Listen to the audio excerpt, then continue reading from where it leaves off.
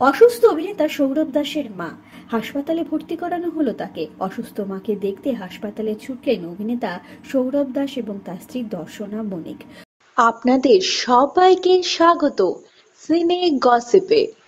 বন্ধুরা, দর্শনা বণিক আর সৌরভ দাসকে দেখা গেল তড়িঘড়ি হাসপাতালে পৌঁছতে। তার কারণ অসুস্থ সৌরভের মা। মায়ের অসুস্থতার খবর সামাজিক মাধ্যমে নিজেই জানালেন অভিনেতা। শেয়ার করলেন দুটি ছবি। কোলাজ করা এই দুটি ছবিতে দেখা গিয়েছে হাসপাতালের বিছানায় শুয়ে সৌরভের মাকে জড়িয়ে একটি ছবিতে নজর কাড়েন অভিনেতা। সেই ছবিটি নিচের দিকে রয়েছেন সৌরভ দাসের মায়ের সঙ্গে দর্শনা বণিক। শাশুড়ি মায়ের সঙ্গে দর্শনার রসায়ন আমাদের সকলেরই জানা। একে অপরকে খুব ভালোবাসেন তারা। অপর ছবিতে দেখা যাচ্ছে অভিনেতা সেলফি তুলছেন তার মায়ের সঙ্গে। হাসপাতালের বেডে শুয়ে রয়েছেন তার মা।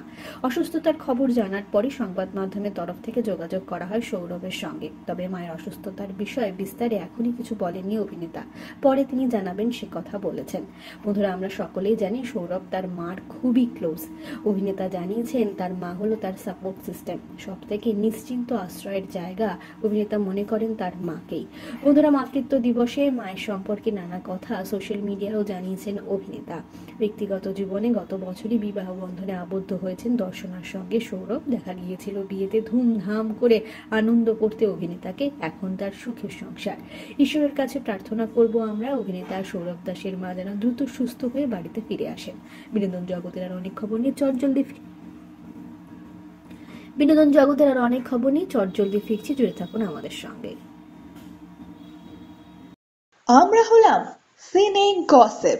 জুড়ে থাকুন আমাদের সঙ্গে, সাবস্ক্রাইব করুন আমাদের এই ইউটিউব চ্যানেলটি।